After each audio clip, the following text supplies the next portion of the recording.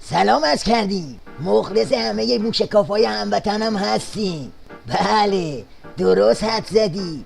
امشب میخوام کلکسیون شکافای علیگدا رو موشکافی کنم. بعد از زهرخوری دوباره و بزبیاری های منطقه‌ای، حال و روز ولی فقیه تل شکسته خیلی دیدنیه، ملاحظه کنید. رهبر انقلاب اسلامی در ادامه به سؤال یکی از دانشجویان اشاره کردند که پرسیده بود آیا مواضع سیاسی افراد و دانشجویان و تشکل‌های دانشجویی باید منطبق با نظرات رهبری باشد؟ حضرت آیت الله خامنه‌ای در پاسخ به این سوال گفتند خیر، این تصور صحیحی نیست که مواضع آحاد مردم از جمله دانشجویان که جزو قشرهای پیشرو هستند باید الگو گرفته و برگردان نظرات رهبری باشد. ایشان افزودند نباید این گونه تصور شود که همه باید منتظر بمانند تا رهبری ابتدا موضع خود را درباره یک شخص و یا یک سیاست اتخاذ کند و بقیه بر همان اساس موضع گیری کند. دیگه کار به اونجا رسیده که خود خامنه قید طلسمشو زده و خودش با زبون بی زبونی به ریختن کرک و پر ولایت اذعان میکنه. خب حالا ولی فقیه بیال و دم و اشکمی که کسی حرفشو نمیخونه قراره چه غلطی بکنه؟ حضرت آیت الله خامنه‌ای افزودند رهبری وظایفی دارد که به توفیق الهی آنها را انجام خواهد داد، اما دانشجویان هم وظایفی دارند که باید با معیار تقوا و با در نظر گرفتن شرایط صحنه آنها را انجام دهند. ولی فقیه هم تو این نظام وظایفی داره. خب وظایفش چیه؟ زهرخوری دوبله سوبله یا چسبیدن به عمامه پریشونش؟ اینطور که پیداست این علی گدای زوار در رفته تو این اوضاع قمر در عقرب خیز برداشته که یه ذره چشمی از کوسه و داره دستش بگیره. ایشان یک بار دیگر تأکید کردند این حرفها را به عنوان نصیحت به مسئولان آمریکایی نمیگوییم، بلکه برای خودمان میگوییم تا تکلیف خودمان را بدانیم و در قضاوت‌ها و تحلیل‌هایمان بفهمیم با چه کسانی روبرو هستیم. رهبر انقلاب احیای عقلانیت صحیح را از مهمترین خدمات انقلاب اسلامی برشمردند و افزودند برخلاف ملت برخی دستان می‌خواهند همان جریان‌های محقر غرب زده بار دیگر امور کشور را به دست گیرند که باید در مقابل این حرکت ایستاد و این ایستادگی کاملا صحیح و عقلانی است.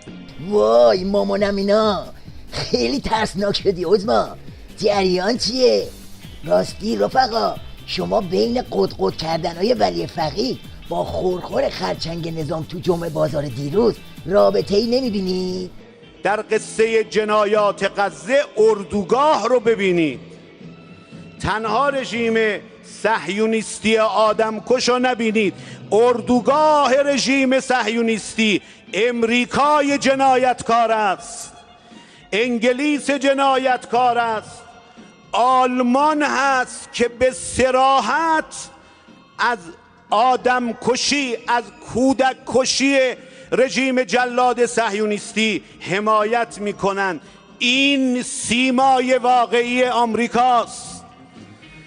اونها که برای مردم ما چهره امریکا را بزک کرده نشان میدن، صلح طلب نشان میدن، بدانن به ملت خیانت میکنن، دروغ میگن. سیمای واقعی امریکا این است.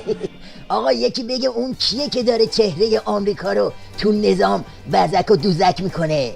کیه که دومش قلاب کرده به کراوات شیطان بزرگ؟ نکنه منظورش اکبر کوسه است؟ اوه این سگ آقای پتیبل چی میگه؟ سیاست استعماری جهان استکبار و متحدین داخلی آنها منجر به شکلگیری این پدیده خطرناک شده است.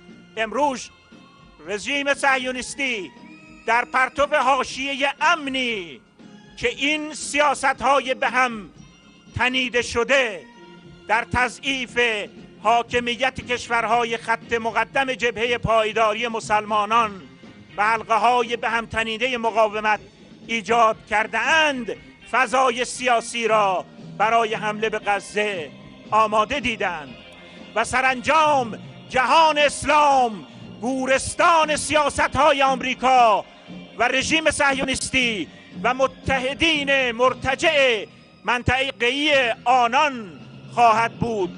به امید پیروزی‌های درخشان امت اسلام بر استعمارگران و ایادی داخلی آنان. دلینگ، این صدای افتادن دوریالی موشکاف بود.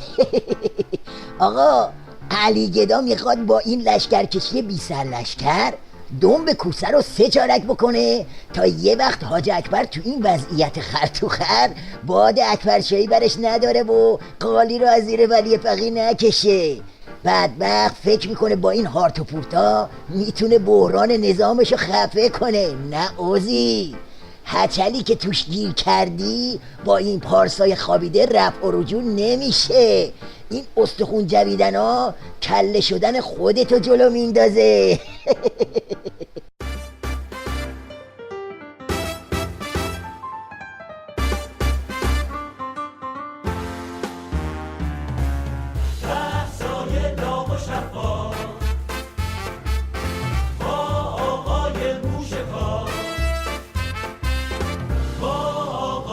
موشکاف